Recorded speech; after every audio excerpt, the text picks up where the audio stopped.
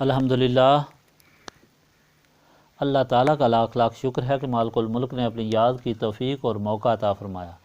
لاکھوں اور کروڑوں درود حضرت محمد مصطفیٰ صلی اللہ علیہ وآلہ وسلم پر، جن کے طفیل مالک الملک نے یہ مہربانی عطا فرمائی۔ سامعین کرام، اللہ تعالیٰ نے قرآن پاک میں ارشاد فرمایا، اعوذ باللہ من الشیطان الرجیم، بسم اللہ الرحمن الرحیم، امن خلق السماوات والارض وانزل لکم من السماء ماء فانبتنا به حدائق ذات بہجۃ ما کان لکم ان تنبتوا شجرہا اإلہ مع اللہ بل ہم قوم یعدلون امن جعل الارض قرارا وجعل خلالہا انہارا وجعل لہا رواسی وجعل بین البحرین حاجزا اإلہ مع اللہ بل اکثرہم لا یعلمون امن یجیب المضطر اذا دعاہ ویکشف السوء ویجعلکم خلفاء الارض اإلہ مع اللہ قلیلا ما تذکرون امن یأتیکم فی ظلمات البر والبحر ومن یرسل الرياح بشرا بین یدی رحمتہ اإلہ مع اللہ تعالی اللہ عما یشرکون امن یبدأ الخلق ثم یعیدہ ومن یرزقکم من السماء والارض اإلہ مع اللہ قل ہاتوا برہانکم ان کنتم صادقین قل لا یعلم من فی السماوات والارض الغیب الا اللہ وما یشعرون ایان یبعثون بل ادارک علمہم فی الآخرۃ بل ہم فی شک منہا بل ہم منہا آمون۔ بھلا وہ کون ہے جس نے بنایا آسمانوں اور زمین کو، اور جس نے اتارا تمہارے لیے آسمان سے پانی، پھر ہم نے اگائے اس پانی سے خوش نظر باغات۔ تمہاری طاقت نہ تھی کہ تم اگا سکتے ان کے درخت، کیا کوئی دوسرا خدا ہے اللہ تعالیٰ کے ساتھ؟ بلکہ وہ ایسے لوگ ہیں جو راہ راست سے پرے ہٹ رہے ہیں۔ بھلا کس نے بنایا زمین کو ٹھہرنے کی جگہ اور جاری کر دیں اس کے درمیان نہریں، اور بنا دیے زمین کے لیے پہاڑ لنگر، اور بنا دی سمندروں کے درمیان آڑ؟ کیا کوئی اور خدا ہے اللہ تعالیٰ کے ساتھ؟ بلکہ اکثر لوگ بے علم ہیں۔ بھلا کون قبول کرتا ہے بے قرار کی فریاد جب وہ اسے پکارتا ہے، اور وہ دور کرتا ہے تکلیف کو؟ اور کس نے بنایا ہے تم کو زمین میں خلیفہ؟ کیا کوئی اور خدا ہے اللہ تعالیٰ کے ساتھ؟ تم بہت کم فکر غور کرتے ہو۔ بھلا کون راہ دکھاتا ہے تمہیں بر و بحر کے اندھیروں میں؟ اور کون بھیجتا ہے ہواؤں کو خوشخبری دینے کے لیے اپنی رحمت کے نزول سے پہلے؟ کیا کوئی اور خدا ہے اللہ تعالیٰ کے ساتھ؟ برتر ہے اللہ تعالیٰ ان سے جنہیں وہ شریک بناتے ہیں۔ بھلا کون ہے جو آغاز کرتا ہے آفرینش کا پھر دوبارہ پیدا کرے گا؟ اسے اور کون ہے جو رزق دیتا ہے تمہیں آسمان اور زمین سے؟ کیا کوئی اور خدا ہے اللہ تعالیٰ کے ساتھ؟ کہہ دو، پیش کرو اپنی کوئی دلیل اگر تم سچے ہو۔ آپ صلی اللہ علیہ وآلہ وسلم کہہ دیں، نہیں جان سکتے جو آسمان اور زمین میں ہیں غیب کو سوائے اللہ تعالیٰ کے، اور وہ نہیں سمجھتے کہ ان کو کب اٹھایا جائے گا، بلکہ گم ہو گیا ہے ان کا علم آخرت کے متعلق، بلکہ وہ تو اس کے بارے میں شک میں ہیں، بلکہ وہ اس سے اندھے ہیں۔ آپ نے پہلے اللہ تعالیٰ کا فرمان سنا جس میں اللہ تعالیٰ کی ربوبیت کا ذکر تھا۔ مالک نے اپنی مخلوق کی ہدایت کے لیے آدم سے لے کر نبی پاک صلی اللہ علیہ وآلہ وسلم تک رسول بھیجے۔ خوش نصیبوں نے رسولوں سے نسبت قائم کی اور دل و دماغ کو منور کر لیا، اور ازلی دشمن شیطان کے حملے سے بچ کر زندگی گزاری، اللہ تعالیٰ کی نعمتوں سے مستفید ہوئے۔ مگر بدبختوں نے اللہ تعالیٰ کے رسولوں سے انکار کیا، بغاوت کی اور انہیں تکلیفیں دی۔ ان کے دل و دماغ ظلمت میں ڈوبے رہے اور وہ شیطان کی ایما پر بہکتے چلے گئے اور اس طرح تباہ و برباد ہوئے۔ یہ تاریخ اللہ تعالیٰ کے آخری رسول سید المرسلین سیدنا محمد مصطفیٰ صلی اللہ علیہ وآلہ وسلم کے وقت کے منکرین کو سنا کر اللہ تعالیٰ کی طرف بلایا اور ان کو ڈرایا گیا۔ اس تاریخ کو دیکھ کر اللہ تعالیٰ کے رسول اور اس کے غلام ہمیشہ غالب رہے۔ اس تاریخ کو دیکھ لو، اللہ تعالیٰ کے رسول اور ان کے غلام ہمیشہ غالب رہے، کیونکہ ان کے ساتھ اللہ تعالیٰ کی طاقت ہوتی ہے، اور ان کے ساتھ اور ان کے غلاموں کے ساتھ کوئی مقابلہ نہیں کر سکتا۔ ان سے نسبت رکھنے والے زمان اور مکان پر قبضہ رکھتے ہیں، اور اس کے ثبوت میں آصف بن برخیہ کا واقعہ سنایا گیا کہ کس طرح سلمان سے نسبت رکھنے والے اس امتی نے آنکھ جھمکنے میں یمن سے شام ملکہ بلقیس کا بھاری تخت پہنچا دیا۔ آج کے فرمان میں اللہ تعالیٰ اپنی ربوبیت، تخلیق، توحید کا بیان فرما کر سمجھا رہا ہے کہ جس اللہ تعالیٰ کی طرف بلایا جا رہا ہے وہی ہے جس نے تم کو پیدا فرمایا، تمہارے لیے ساری کائنات کو پیدا فرمایا۔ کائنات کا ذرہ ذرہ اللہ تعالیٰ کی تخلیق، ربوبیت، توحید اور رحم و کرم کا ثبوت پیش کر رہا ہے۔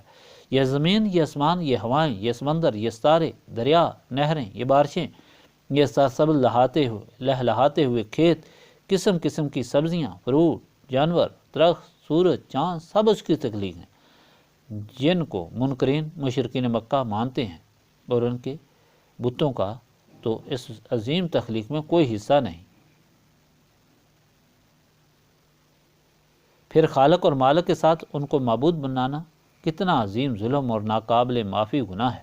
کائنات کی تخلیق میں اللہ تعالیٰ نے جو حکمتیں رکھی ہیں ان کو کون سمجھ سکتا ہے؟ پھر بھی انسانوں نے جو تحقیق کی، انسان کی عقل دنگ رہ جاتی ہے۔ امریکہ کے ایک سائنسدان کا بیان ہے، زمین اپنے محور پر 1000 میل فی گھنٹہ کی رفتار سے چکر لگا رہی ہے۔ اگر اس کی رفتار 1000 کی بجائے 100 میل ہوتی تو دن اتنے طویل ہوتے کہ سورج کی تپش تمام کھیتوں کو بھون کر رکھ دیتی، راتیں اتنی لمبی اور سرد ہوتی، زندگی کی کچھ رمق اگر سورج کی تپش سے بچ جاتی تو رات کی سردی اسے منجمد کر کے رکھ دیتی۔ سورج کا درجہ حرارت 12000 ڈگری فارنہائٹ ہے، لیکن زمین کو اس سے اتنی دور پر رکھ دیا گیا ہے کہ وہاں سورج کی حرارت اتنی ہی پہنچتی ہے جو حیات بخش ہے، اور اگر سورج کا درجہ حرارت 12000 ڈگری کی بجائے 6000 ڈگری ہوتا تو پورا زمین برف کے نیچے دب جاتا، اور اگر 18000 ڈگری ہوتا تو ساری زمین اس کی تمازت سے جل کر راکھ ہو جاتی۔ زمین کا جھکاؤ 30 ڈگری زاویہ بناتا ہے، اور اس جھکاؤ سے ہمارے موسم مناسب وقفوں کے بعد باری باری آتے ہیں۔ اگر اس میں یہ جھکاؤ نہ ہوتا تو سمندر سے اٹھنے والے بخارات جنوب اور شمال میں حرکت کرتے اور اتنے زور سے برف باری ہوتی کہ ساری زمین ڈھک جاتی۔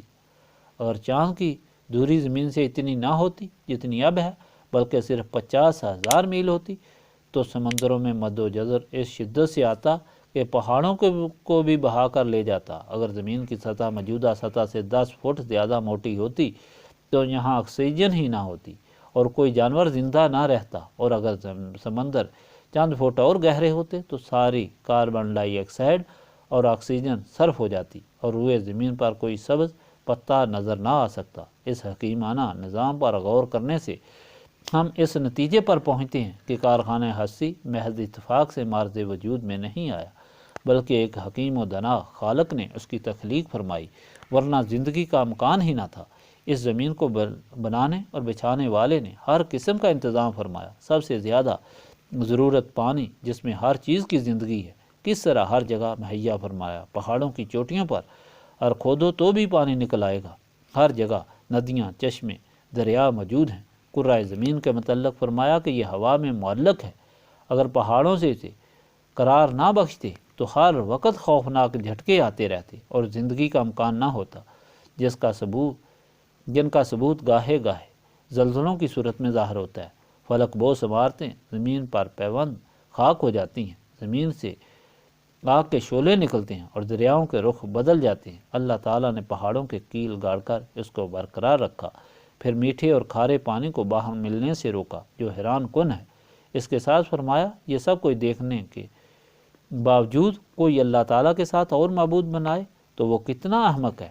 سب سے زیادہ ثبوت انسان کی اپنی حالت سے ظاہر ہوتا ہے۔ غریب ہو، امیر ہو، بادشاہ ہو، گداگر ہو، ہر ایک پر ایک وقت آتا ہے جب اسے کوئی وسیلہ سہارا نظر نہیں آتا، موت اور تباہی سامنے نظر آتی ہے۔ اس وقت اس انسان کی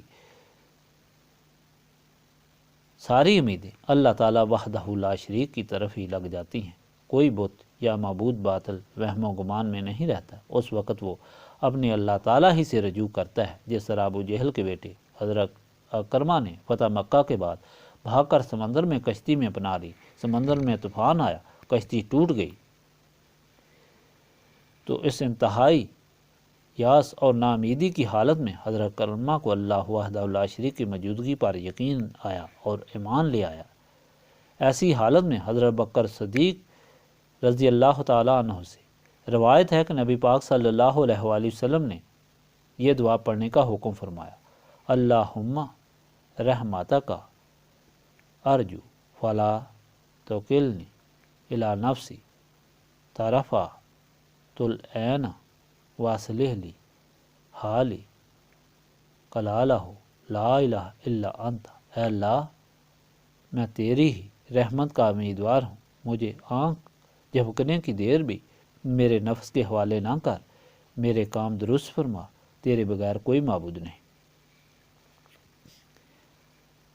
اب پھر عقل کو جھنجھوڑا جا رہا ہے، جب رات کی طریقے میں سفر کرتے ہو تو کس نے تمہاری رہنمائی کے لیے تاروں کو بنایا، اور دن کو سورج کی روشنی تمہاری رہنمائی کے لیے کس نے بنائی؟ اس کے بعد غور کرو، کوئی اور خدا ہے جس نے تمہارے لیے کوئی اور نظام بنایا ہو؟ پھر اللہ تعالیٰ کی اس مہربانی پر غور کرو کہ جب بارش ہوتی ہے تو اچانک نہیں شروع ہو جاتی، بلکہ پہلی ٹھنڈی ہوائیں آتی ہیں جو ایک طرف تو تمہاری طبیعت کو بحال کرتی ہیں، دوسرا تمہیں بارش سے پہلے بچاؤ کا وقت مل جاتا ہے۔ ذرا عقل کرو، ایسے رحیم کریم وحدہ لا شریک مالک اور خالق کے ساتھ کسی اور لا شے کو کیوں معبود بناتے ہو؟ اتنی واضح دلیلوں کے باوجود اے منکرین، اگر تمہارے پاس کوئی اور خدا کا کوئی ثبوت ہو تو پیش کرو۔ کوئی ہے کہ جس نے اللہ تعالیٰ کے بغیر کوئی تخلیق کی ہو اور اسے پھر دوبارہ پیدا کرے گا؟ اگر تمہارے پاس کوئی دلیل ہے تو پیش کرو۔ آپ صلی اللہ علیہ وآلہ وسلم فرما دیں، کوئی نہیں اللہ تعالیٰ کے بغیر جو زمین اور آسمان میں غیب جانتا ہو، نہ کسی کو معلوم ہے کہ کب اٹھایا جائے گا، اور وہ شک میں بہک رہے ہیں اندھوں کی طرح۔ یہاں یہ جو فرمان ہوا کہ اللہ تعالیٰ کے بغیر زمین اور آسمان میں کوئی غیب نہیں جانتا، اس کے متعلق علماء مفسرین نے بہت لمبی بحثیں کی ہیں، جن میں الجھ کر انسان پریشان ہوتا ہے، اور اگر کوئی ضروری سمجھتا ہے تو وہ تفسیر میں موجود بحثوں کو پڑھ سکتا ہے۔ یہاں موجود صحیح علم اور اللہ تعالیٰ اور رسول کریم صلی اللہ علیہ وآلہ وسلم کے متعلق حقیقت کو آگاہ کرنا ہے۔ کتنی احادیث ایسی ہیں کہ جن سے حضور پاک صلی اللہ علیہ وآلہ وسلم کو غیب کے علم کی عطا کا ذکر ہے، لیکن ایسے لوگ اللہ تعالیٰ کے فرمان کے خلاف سمجھتے ہیں جس میں یہ حکم ہے کہ اللہ تعالیٰ کے بغیر کوئی غیب نہیں جانتا۔ حقیقت یہ ہے کہ اللہ تعالیٰ کی صفات میں کوئی شریک نہیں، سب کچھ جاننا اس کی صفت ہے۔ ہمارا عقیدہ ایمان یہ ہے کہ اللہ تعالیٰ نے اپنے محبوب صلی اللہ علیہ وآلہ وسلم کو بے اندازہ بے شمار علم عطا فرمایا، زمین و آسمان اور جو کچھ اس میں ہے، اور یہ سارا علم اپنی کتاب قرآن مجید میں رکھ دیا ہے۔ جس کو جتنا چاہا اتنا علم دیا، خواہ وہ کوئی سائنسدان ہے، عالم ہے، ولی ہے یا رسول ہے۔ ہمارا ایمان یہ ہے کہ اللہ تعالیٰ نے اپنے محبوب پاک کو اتنا دیا کہ نہ اس کی کوئی سمجھ سکتا ہے نہ اس کا اندازہ کر سکتا ہے، کیونکہ اتنا کمال، اتنی طاقت، اتنی عقل اور کوئی نہیں رکھ سکتا۔ کتنا علم دیا، یہ دینے والا اور لینے والا جانے۔ ہمارے لیے یہ کافی ہے کہ دینے والا اللہ تعالیٰ ہے اور لینے والے اس کے رسول حضرت محمد مصطفیٰ صلی اللہ علیہ وآلہ وسلم ہیں۔ ان حدیثوں میں سے ایک حدیث بیان کرنا ضروری ہے تاکہ یہ سمجھ آ سکے کہ اللہ تعالیٰ نے حضور پاک صلی اللہ علیہ وآلہ وسلم کو علم غیب سے نوازا۔ ایک دن نبی پاک صلی اللہ علیہ وآلہ وسلم ممبر پر تشریف فرما ہوئے اور فرمایا، آج میں نے اپنے خالق کی زیارت کی، اور فرمایا میرے خالق نے میرے دونوں شانوں کے درمیان اپنا دست قدرت رکھا جس سے مجھے ٹھنڈک محسوس ہوئی، اور پھر مجھے زمین و آسمان اور جو کچھ ان کے درمیان جو گزرا، جو آنے والا ہے، سب کا علم آ گیا۔ فرمایا جو پوچھنا چاہتا ہے پوچھ لے۔ اب اس حدیث سے یہ ہرگز ثابت نہیں کہ غیب کا علم نبی پاک صلی اللہ علیہ وآلہ وسلم کا اپنا ہے، بلکہ یہ صاف فرما دیا گیا کہ یہ اللہ تعالیٰ نے آپ صلی اللہ علیہ وآلہ وسلم کو دیا، جو اللہ تعالیٰ کی صفت ہے، اور حضور پاک صلی اللہ علیہ وآلہ وسلم کی یہ صفت ہے کہ آپ صلی اللہ علیہ وآلہ وسلم کو یہ علم دیا گیا، اور جو اور کسی کو نہ دیا گیا۔ کتنا دیا گیا یہ بھی دینے والا اور لینے والا جانتا ہے۔ یہ سمجھ صرف نسبت رسولی صلی اللہ علیہ وآلہ وسلم سے حاصل ہوتی ہے، جسے حاصل کرنے کے لیے ہم یاد الہی کی محفل میں بیٹھے ہیں۔ اللہم صلی علی سیدنا محمد وعلی آلہ وصحبہ صلاۃ تندکون لنا مان من کل خوف۔ ربنا آتنا فی الدنیا حسنۃ وفی الآخرۃ حسنۃ وقنا عذاب النار لا الہ الا انت سبحانک انی کنت من الظالمین انت ولی فی الدنیا والآخرہ توفنی مسلما والحقنی بالصالحین رب اغفر وارحم وانت خیر الراحمین ربنا لا تزغ قلوبنا بعد اذ ہدیتنا وہب لنا من لدنک رحمۃ انک انت الوہاب اللہم انک عفو تحب العفو فاعف عنی یا غفور یا غفور یا غفور استغفر اللہ العظیم الذی لا الہ الا هو الحی القیوم واتوب الیہ ربنا تقبل منا انک انت السمیع العلیم وتب علینا انک انت التواب الرحیم سبحانک ربک رب العزۃ عما یصفون وسلام علی المرسلین والحمد للہ رب العالمین.